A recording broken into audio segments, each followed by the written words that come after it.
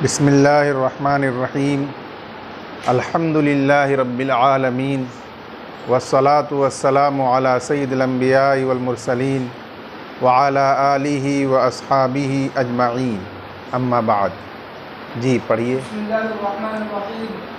क़ाल वमन बाअ अब्दन अला अन युअतिक़हु al-मुश्तरी औ युदब्बिरहु औ युकातिबहु औ अमतन अला अन यस्तवरिदहा फ़ल-बैअु फ़ासिदुन लिअन्न हाज़ा बैअुन व शर्तुन वक़द नहा नबी सल्लल्लाहु अलैहि वसल्लम अन बैअin व शर्तिन। बस अल्लामा क़ुदूरी रहमतुल्लाह अलैह ने फरमाया, अगर किसी ने ग़ुलाम को बेचा इस शर्त के साथ कि मुश्तरी उसको आज़ाद कर देगा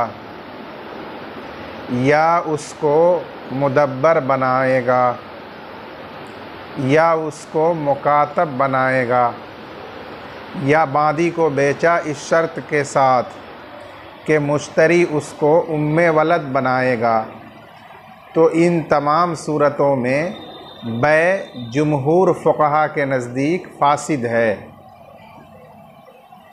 इसलिए कि ये बै और शर्त है, यानी शर्त के साथ बै करना है। हालांकि नबी अकरम सल्लल्लाहु अलैहि वसल्लम ने बै और शर्त से मना फरमाया है, यानी ऐसी बै से मना फरमाया है जिसमें फ़ासिद शर्त लगाई गई हो। लिहाजा जुमहूर फ़ुक़हा के नज़दीक ये शर्त भी फ़ासिद है और उसके साथ की हुई बै भी फ़ासिद है। एक कौल के मुताबिक हज़रत इमाम शाफ़िई रहमतुल्लाह अलैह के नज़दीक ग़ुलाम को आज़ादी की शर्त के साथ बेचना जायज़ है, जैसा कि उसका बयान आगे किताब में आ रहा है। जी।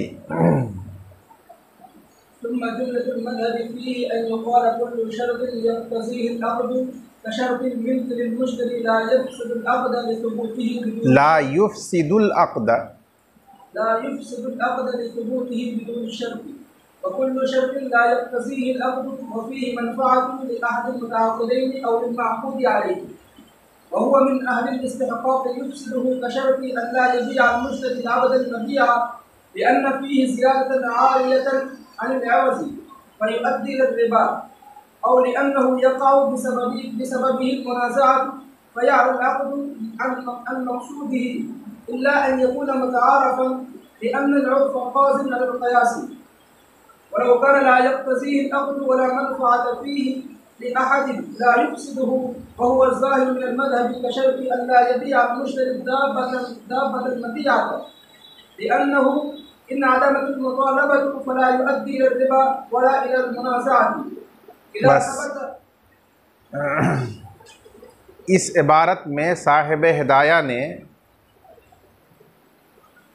अक़द में बै में लगाई जाने वाली शर्तों के मुताल्लिक़ उसूल बयान फरमाया है,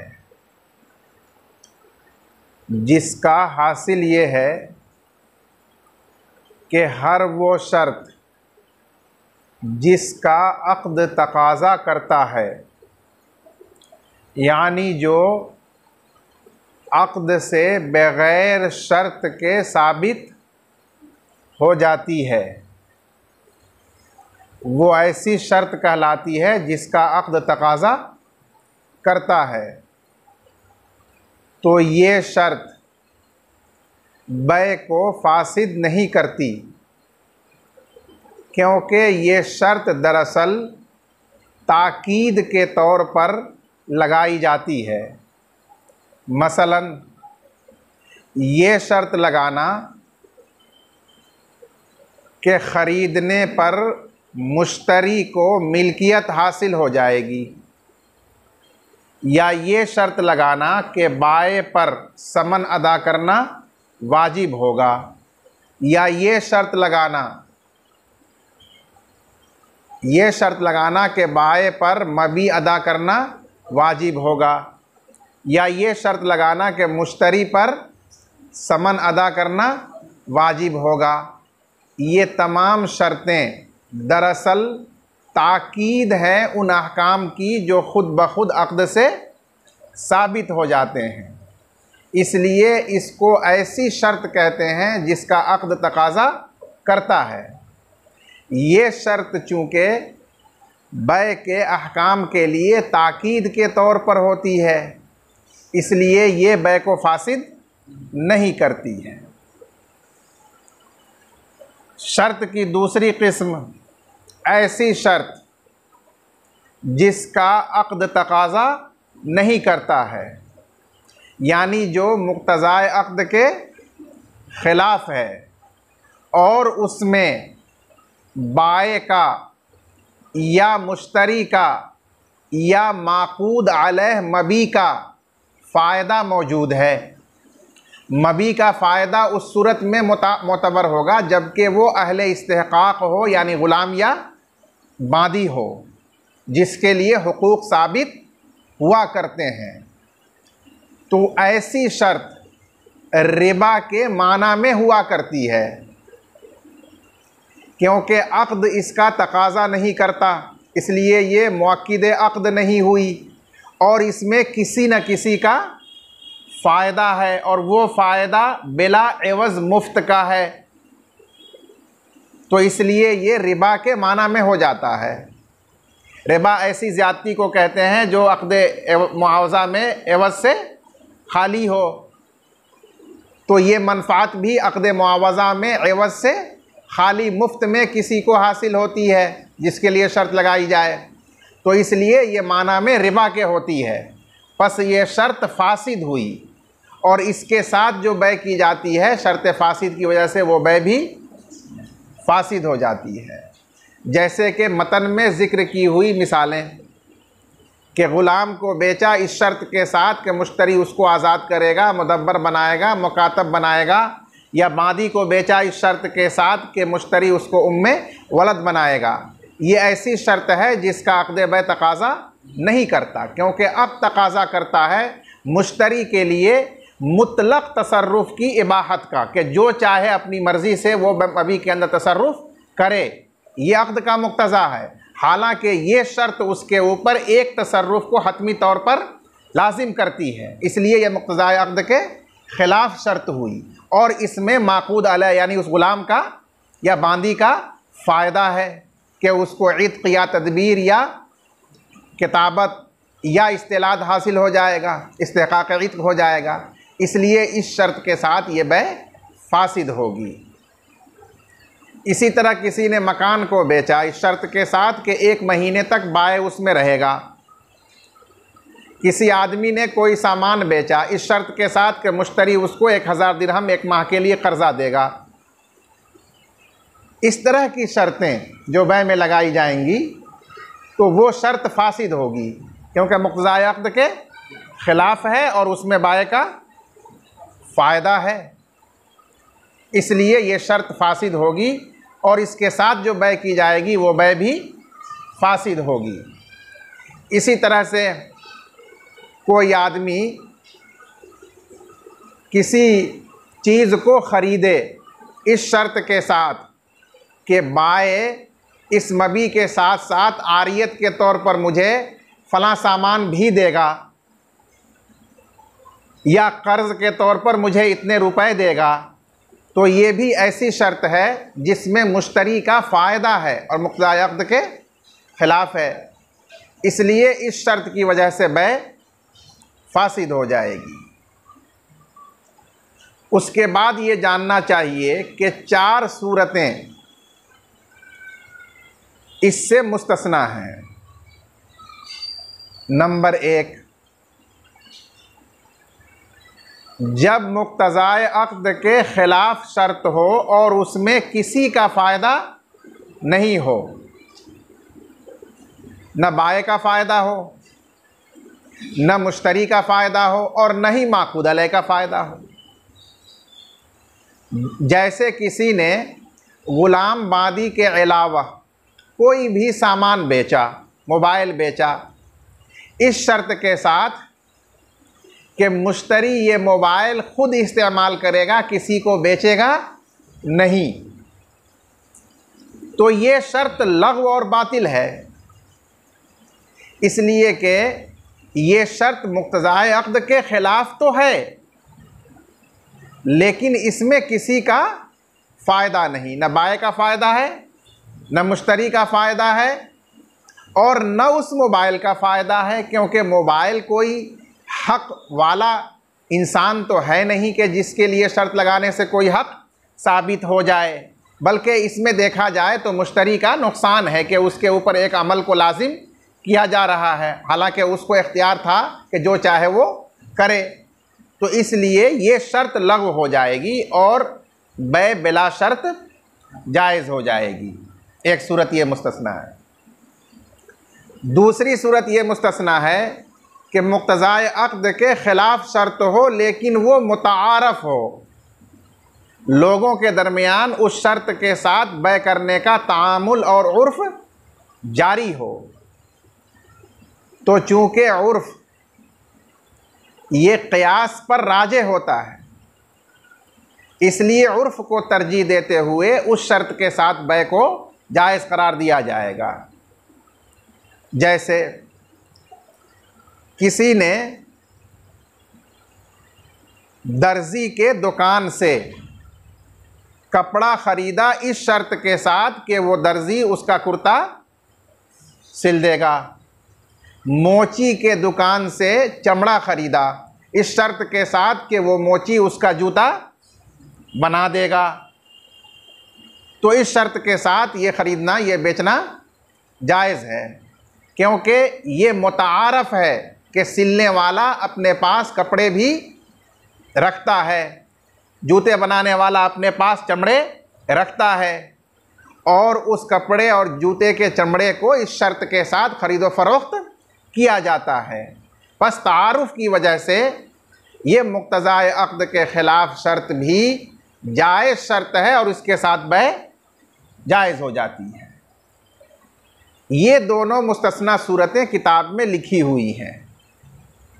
इन दो के अलावा मज़ीद दो सूरतें मुस्तस्ना हैं जो किताब में नहीं लिखी हैं। वो ये है कि मुक़्तज़ाए अक़्द के ख़िलाफ़ शर्त मनसूस हो, यानी नस में वारिद हो, हदीस शरीफ में वारिद हो। जैसे आपने माक़बल में पढ़ा ख़ियार की शर्त, तो ख़ियार की शर्त मुक़्तज़ाए अक़्द के ख़िलाफ़ है और मशरूत लहुल ख़ियार के लिए उससे फ़ायदा भी होता है। इसके बावजूद नस में वारिद होने की वजह से, मनसूस होने की वजह से उस शर्त के साथ बै जायज़ है और वो शर्त भी जायज़ है। इसी तरह से मुक़्तज़ाए अक़्द के ख़िलाफ़ जो शर्त हो वो मुनासिबे अक़्द हो। मुक़्तज़ाए अक़्द के ख़िलाफ़ तो है, लेकिन वो अक़्द के मुनासिब है। जैसे किसी आदमी ने अपना माल उधार बेचा इस शर्त के साथ कि मुश्तरी फ़लाँ मौजूद शख्स को समन का ज़ामिन बना दे। मजलिस अक़्द में मुताक़िदैन के अलावा एक आदमी और मौजूद था और मुश्तरी उधार मांग रहा था, तो बाई ने कहा कि मैंने आपसे उधार इसको बेचा 1000 दिरहम में, लेकिन शर्त यह है कि आपके समन की ज़मानत ये साहब कबूल कर लें।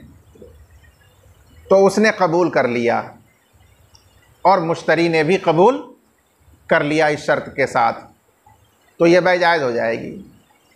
हालांकि ज़मानत की शर्त मुक़्तज़ाए अक़्द के ख़िलाफ़ जायज़ शर्त है और इस ज़मानत की शर्त से बाय को फ़ायदा भी हो रहा है, समन के बारे में इत्मीनान हो रहा है, लेकिन इसके बावजूद ये मुनासिबे अक़्द शर्त है। मुनासिबे अक़्द क्यों है? इसलिए कि इस शर्त का मकसद बाय के लिए समन की उसूलियाबी को यकीनी बनाना है और समन यकीनन बाय को मौसूल होना ही चाहिए। तो इसलिए ये मुशाबे शर्त हुई पहली किस्म के, जिसका अक़्द तकाज़ा करता है।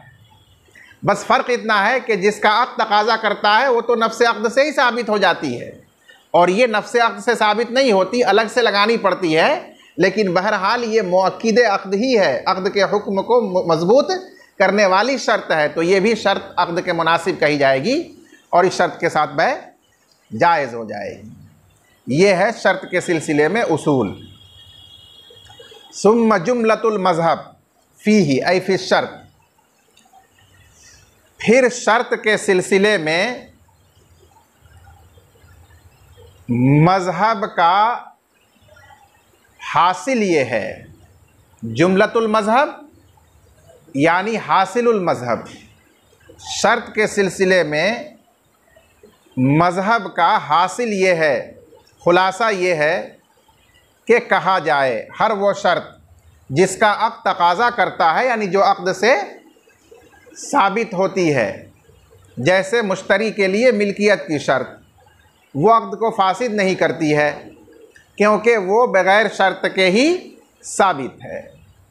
और हर वो शर्त जिसका अक़्द तकाज़ा नहीं करता, दरा हाले के उसमें फ़ायदा होता है मुताक़िदैन में से किसी एक का या माक़ूद अलैह का, जबकि वो माक़ूद अलैह इस्तिहक़ाक़ का अहल हो यानी आदमी हो, तो ये शर्त अक़्द को फासिद कर देती है। जैसे इस बात की शर्त कि मुश्तरी मबी ग़ुलाम को नहीं बेचेगा, तो ये मुक़्तज़ाए अक़्द के ख़िलाफ़ है और इसमें ग़ुलाम का फ़ायदा है, तो इससे बै फासिद हो जाएगी।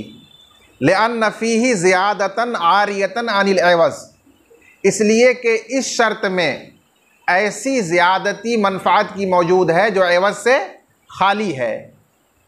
फ़युअद्दी इलर रिबा, लिहाजा ये रिबा का बाइस होगा, यानी रिबा के हुक्म में होगा, रिबा के माना में होगा।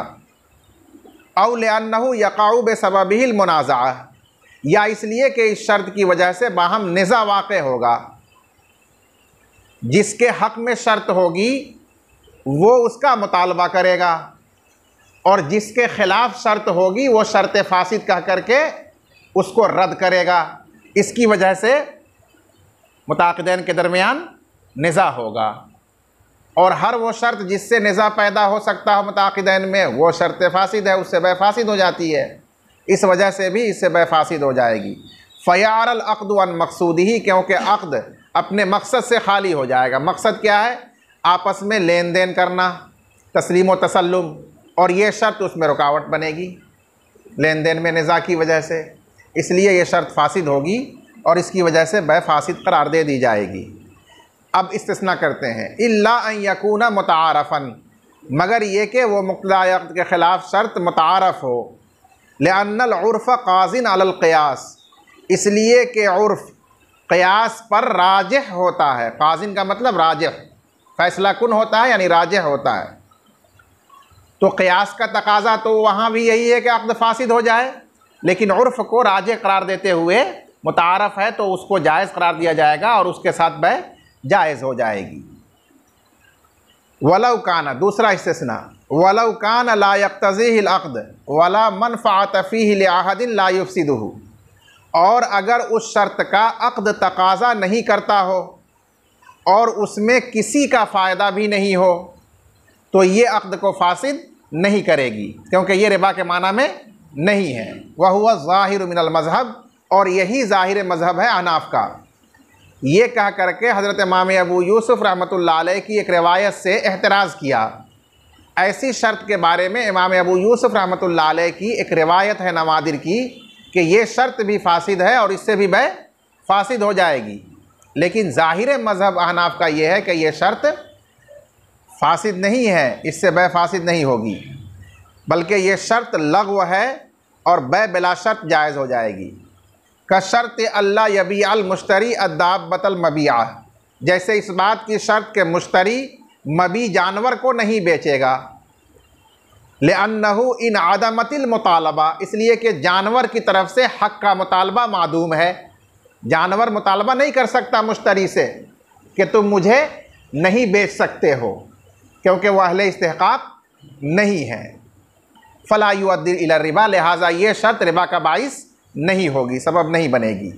वला इलल मुनाज़ा, और न निज़ा का बाइस बनेगी, क्योंकि जिसको इस शर्त से फ़ायदा हो रहा है वो मुतालबा का मुस्तहिक़ अहल नहीं है। इज़ा सबत हाज़ा, जब ये उसूली तफसील साबित हो गई तो हम कहते हैं कि ये तमाम शर्तें जो मतन में आई हैं कि ग़ुलाम को मुश्तरी आज़ाद नहीं करेगा, ग़ुलाम को मुश्तरी आज़ाद कर देगा या मुदब्बर बना देगा या मुकातब बनाएगा या मादी को उम्मे वलद बनाएगा, ये चारों शर्तें ला यक़्तज़ीहल अक़्द, इनका अक़्द तकाज़ा नहीं करता, क्योंकि अक़्द का तकाज़ा तसर्रुफ़ में इतलाक़ है कि मुश्तरी जो चाहे उसमें तसर्रुफ़ करे, व तख़यीरु, और इख्तियार देना है, लल इल्ज़ामु हतमन, हतमी तौर पर एक तसर्रुफ़ को लाजिम करना अक़्द का तकाज़ा नहीं है, हालांकि ये शर्त इस इल्ज़ाम का तकाज़ा कर रही है, इसीलिए ये मुक़्तज़ाए अक़्द के ख़िलाफ़ हुई। व फ़ीही मनफ़अतुन लिल माक़ूद अलैह, और इसमें माक़ूद अलैह यानी ग़ुलाम या मादी का फ़ायदा है, लिहाजा ये शर्त फ़ासिद हुई और इसके साथ वह भी फ़ासिद हो जाएगी। जी।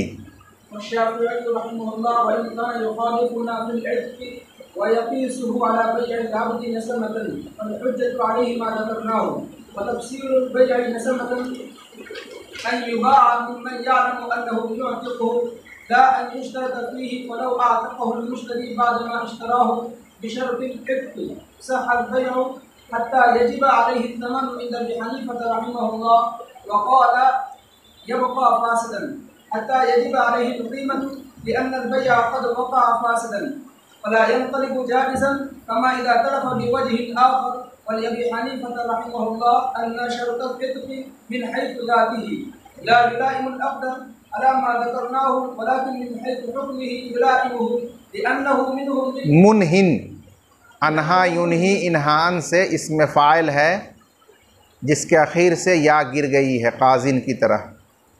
लिअन्नहु मुनहिन लिल-मिल्क व शय'उ बिइंतिहाइ यतक़र्रर वलिहाज़ा ला यमनअु al-क़ित्क़ रुजूअ लिनुक़सान al-ऐब फ़इज़ा तलफ़ मिन वजहिन आख़र लम यतहक़क़ al-मुलायमत फ़यतक़र्रर al-फ़साद वइज़ा वुजिद al-क़ित्क़ तहक़क़त al-मुलायमत फ़तरज्जह जानिबुल जवाज़ फ़कान al-हाल क़ब्ल ज़ालिका मौक़ूफ़न। बस इस इबारत में दो मसाइल बयान किए गए। पहला मसला ये बयान किया गया कि अगर किसी आदमी ने ग़ुलाम को इत्क़ की शर्त के साथ बेचा तो जमहूर फ़ुक़हा के नज़दीक वो बै फ़ासिद है, और हज़रत इमाम शाफ़िई रहमतुल्लाह अलैह के नज़दीक एक कौल के मुताबिक वो बै जायज़ है। जमहूर फ़ुक़हा के नज़दीक ये बै फ़ासिद इसलिए है कि इसमें इत्क़ की शर्त फ़ासिद है जैसा कि गुज़रा, लिहाजा उस शर्त फ़ासिद के साथ बै फ़ासिद हो जाएगी। और हज़रत इमाम शाफ़िई रहमतुल्लाह अलैह की दलील क़ियास है। वो क़ियास ये है कि आज़ाद करने के लिए ग़ुलाम को बेचना बिल इत्तिफ़ाक़ जायज़ है बग़ैर शर्त लगाए हुए, यानी पहले से बाए को मालूम हो कि मुश्तरी ग़ुलाम आज़ाद करने के लिए ग़ुलाम ख़रीदना चाह रहा है, मसलन उस पर कफ़ारा वाजिब हो गया है, तो वो कफ़ारे में ग़ुलाम को आज़ाद करने के लिए वो ग़ुलाम ख़रीदना चाह रहा है। ये जानते हुए बाए मालिक ने, मौला ने अपना ग़ुलाम उस मुश्तरी को बेचा जिसके बारे में वो जान रहा है कि ये इसको ख़रीद कर आज़ाद ही करेगा। इसको फ़ुक़हा की इस्तिलाह में बैउल अब्दी नस्मतन कहते हैं। नस्मतन का मतलब एताक़न मजाज़न, आज़ाद करने के लिए बेचना ग़ुलाम। तो बिल इत्तिफ़ाक़ ये बै जायज़ हो जाएगी, इसलिए कि अक़्द के अंदर इसमें इत्क़ की शर्त नहीं लगाई गई, अगरचे वो इत्क़ मुताक़िदैन के नज़दीक मालूम है, मारूफ़ है, लेकिन लफ्ज़ों में शर्त नहीं लगाई गई, इसलिए बिल-इत्तिफाक ये बै जायज़ हो जाएगी। हज़रत इमाम शाफ़ी रहमतुल्लाह अलैह इसी पर क़यास करते हैं कि जब इत्क़ के लिए जानते बूझते ग़ुलाम को बेच देना जायज़ है, तो जो नीयत व इरादा है उसको लफ्ज़ों में अगर बयान कर दिया जाए तो उसके साथ भी बै जायज़ हो जाएगी। ये है दलील इमाम शाफ़ी रहमतुल्लाह अलैह की। जुमहूर फ़ुक़हा के नज़दीक ये क़यास ज़ईफ़ है, फासिद है, इसलिए कि अक़्द जब शर्त से खाली हो, मुतलक़ हो, तो उसमें रिबा के माना मुतहक़्क़क़ नहीं होते हैं, इसलिए वो बै जायज़ होती है। और चूँकि मुश्तरी पर लाजिम नहीं होता कि वो ग़ुलाम को आज़ाद ही करे, उसकी मर्ज़ी कि आज़ादी के लिए ख़रीदा लेकिन आज़ाद न करे, इस वास्ते वो बै जायज़ होती है।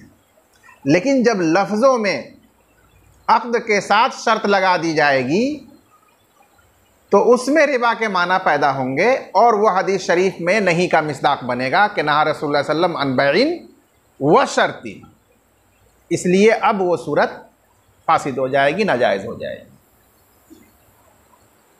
एक मसला तो इस इबारत में ये बयान किया गया, इसको पहले देखिए। व शाफ़िई रहिमहुल्लाह व इन कान युखालिफुना फ़िल इत्क़ व यक़ीसुहु अला बैइल अब्दी नसमतन, और हज़रत इमाम शाफ़ी रहमतुल्लाह अलैह अगरचे हमसे इख्तिलाफ़ करते हैं आज़ादी के सिलसिले में, यानी आज़ादी की शर्त के साथ ग़ुलाम को बेचने के सिलसिले में उनके नज़दीक वो जायज़ है, और उसको क़यास करते हैं बैउल अब्दी नसमतन पर, आज़ाद करने के लिए ग़ुलाम को बेचने पर। लेकिन हुज्जत उनके ख़िलाफ़ वो हदीस है जिसको हमने ज़िक्र किया, या वो दलील है जिसको हमने ज़िक्र किया। बैउल अब्दी नसमतन की तारीफ़ क्या है? व तफ़सीरुल बैई नसमतन, नसमतन बै की वज़ाहत, तारीफ़ ये है कि ग़ुलाम को बेचा जाए उस शख्स से जिसके बारे में मालूम हो कि ये उसे ख़रीद कर आज़ाद कर देगा, न ये कि उसमें बै की शर्त लगाई जाए लफ्ज़ों में। ये एक मसला मुकम्मल हो गया। अब दूसरा मसला खुद अहनाफ के दरमियान इख्तिलाफी है कि इत्क़ की शर्त के साथ अल्ताफ़ ने अपने ग़ुलाम को बेच दिया और तनवीर ने उसको ख़रीद लिया, तो ये बै इत्तिफ़ाक़ अहनाफ फासिद मुनअक़िद हुई। उसके बाद तनवीर ने उस ग़ुलाम पर कब्ज़ा किया, तो ये मसला आगे आएगा कि बै फासिद में मुश्तरी बाए के इज़्न से कब्ज़ा मबी पर कर ले तो वो मालिक उसका हो जाता है अहनाफ के नज़दीक। बस उसने कब्ज़ा किया और उसके बाद उस ग़ुलाम को आज़ाद कर दिया, तो अब क्या हुक्म होगा? तो अहनाफ इस बात पर इत्तेफाक रखते हैं कि आज़ाद करने से वो ग़ुलाम आज़ाद हो जाएगा, क्योंकि मालिक ने अपने ममलूक को आज़ाद किया। अब उस मुश्तरी पर तयशुदा समन वाजिब होगा या उस ग़ुलाम की कीमत जो बाज़ार में होगी वो वाजिब होगी, इसमें इख्तिलाफ हुआ है। साहिबैन का मसलक ये है कि मुश्तरी पर वो कीमत ग़ुलाम की वाजिब होगी बतौर ज़मान जो बाज़ार में उसकी राइज होगी कीमत लगाने वालों के नज़दीक। क्यों? इसलिए कि ये बै इब्तिदान फासिद थी, लिहाजा बकाअन भी ये फासिद ही रहेगी, सही और जायज़ नहीं होगी। जैसे कि वो मुश्तरी किसी और तरीक़े से उसको तलफ़ कर देता, मसलन उसको मार देता या खुद वो उसके पास मर जाता या किसी को बेच देता, हिबा कर देता, तो इन तमाम सूरतों में बिल-इत्तेफाक उसके ऊपर मबी की कीमत वाजिब होती। जैसे कि बै फासिद का यही हुक्म है कि मुश्तरी कब्ज़ा करने के बाद उसको तलफ़ कर दे तो उस मबी की कीमत उस पर वाजिब होगी। तो उसी तरह इस सूरत में साहिबैन क़ियास के मुताबिक फरमाते हैं कि उस आज़ाद करने वाले मुश्तरी पर उसकी कीमत वाजिब होगी। हज़रत इमाम अबू हनीफ़ा रहमतुल्लाह अलैह के नज़दीक तयशुदा समन वाजिब होगा। मसलन 1000 उसका समन तय हुआ था तो वो समन वाजिब होगा, क्योंकि हज़रत के नज़दीक ये बै इब्तिदान तो फासिद थी शर्त इत्क़ की वजह से, लेकिन जब मुश्तरी ने उसको आज़ाद कर दिया तो अब वो बै आज़ाद ग़ुलाम को करते ही जायज़ और सही हो गई। और बै सही का हुक्म यही है कि उसमें मुश्तरी पर समन तयशुदा अदा करना वाजिब होता है, इसलिए इसमें तयशुदा समन जो बै सही का है वो वाजिब होगा। अब सवाल ये पैदा होता है कि ये बै जो इब्तिदान फासिद थी वो बाद में आज़ाद करने पर जायज़ और सही कैसे हो गई? तो हज़रत इमाम अबू हनीफ़ा रहमतुल्लाह अलैह ने उसकी दलील पेश फरमाई। दलील का हासिल ये है कि इत्क़ की शर्त अपने अंदर दो हैसियत रखती है, एक उसकी ज़ाती हैसियत और एक उसकी इंतहाई हैसियत, आखिरी हैसियत। इत्क़ अपनी ज़ाती हैसियत के लिहाज से, इब्तिदाई हैसियत के लिहाज से इत्क़ की शर्त बै के मुनासिब नहीं है, जैसा कि गुज़रा। क्योंकि बै का तकाज़ा क्या है कि मुश्तरी को इख्तियार दिया जाए हर तरह के उसमें तसर्रुफ़ का, और उस पर लाजिम कर देना एक तसर्रुफ़ को, इत्क़ को हतमी तौर पर शर्त के ज़रिए, ये मुक़्तज़ाए अक़्द के ख़िलाफ़ है। ये इत्क़ की शर्त में इब्तिदाई हैसियत है, उसकी ज़ाती हैसियत है। इस इब्तिदाई ज़ाती हैसियत से ये शर्त बिलाशुबा शर्त फासिद है, अक़्द के मुनासिब नहीं है, मुक़्तज़ाए अक़्द के ख़िलाफ़ है। लेकिन अपनी इंतहाई और आखिरी हैसियत के लिहाज से यह अक़्द के मुनासिब है, क्योंकि अक़्द बै का हुक्म क्या है? मिल्कियत। बै से क्या साबित होती है? मुश्तरी की मिल्कियत मबी पर साबित होती है। और ये बात आप हजरात पीछे पढ़ चुके हैं कि आज़ाद कर देना मुश्तरी के मिल्क को ज़ायल नहीं करता, वरना उसको उसकी मिरास का हक़ नहीं मिलता, विला उसके लिए नहीं होता, बल्कि ये आज़ाद करना उसकी मिल्क को उसमें कामिल और मुकम्मल कर देता है, मिल्क को इंतहा तक पहुंचा देता है। तो आप गौर कीजिए कि ये इत्क़ की शर्त हुक्म अक़्द को पूरा करने वाली शर्त हुई ना, अंजाम तक पहुंचाने वाली शर्त हुई। और ये आपको अभी बताया गया था कि जो शर्त अक़्द के हुक्म को मुअक्किद हो, उसको मुतम्मिम हो, वो अक़्द के लिए मुनासिब शर्त है, मुक़्तदा के ख़िलाफ़ नहीं है, ना मुनासिब नहीं है। इस एतबार से ये इत्क़ की शर्त अक़्द के मुनासिब है, क्योंकि उसके हुक्म को पूरा कर देती है, उसके हुक्म को मुकम्मल कर देती है। अब इमाम साहब फरमाते हैं कि जब इस शर्त में दो हैसियत और दो पहलू है तो वाजिब है हम उसके दोनों पहलू पर, दोनों हैसियत पर अमल करें। चुनांचे हमने कहा कि अगर इत्क़ की शर्त को पूरा नहीं कर सका वो, और किसी दूसरी वजह से वो उसके कब्ज़े में तलफ़ हुआ, मर गया, बेच दिया, हिबा कर दिया, तो इस सूरत में इस शर्त की इब्तिदाई ज़ाती हैसियत का एतबार कर लिया जाए और ये कहा जाए कि नामुनासिब शर्त थी, मुक़्तदा अक़्द के ख़िलाफ़ शर्त थी, इसलिए बै फासिद थी, तो बै फासिद का हुक्म जारी होगा और उस पर कीमत वाजिब होगी।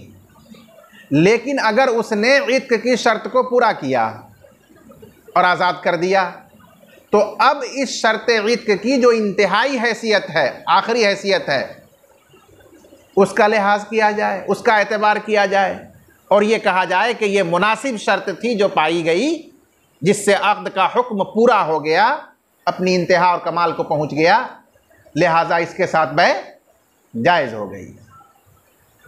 और जब बै जायज़ हो गई तो जो उसका हुक्म है तयशुदा समन का वजूब, वही आयद होगा और मुकर्रर समन उसको अदा करना पड़ेगा, जैसा कि बै सही का यही हुक्म होता है कि जो उसमें समन तय है वो दिया जाए। बात समझ में आई? इसका मतलब ये हुआ कि ये जो बै इब्तिदान फासिद थी और शर्त इत्क के साथ कई की गई थी, बका के सिलसिले में वो मौकूफ़ रहेगी। इब्तिदान फासिद है लेकिन बकान वो मौकूफ़ रहेगी। बकान मौकूफ़ क्यों रहेगी? मौकूफ़ इसलिए रहेगी कि आइंदा दो एहतमाल होगा बकान में। अगर उसने आज़ाद कर दिया तो जायज़ हो जाएगी,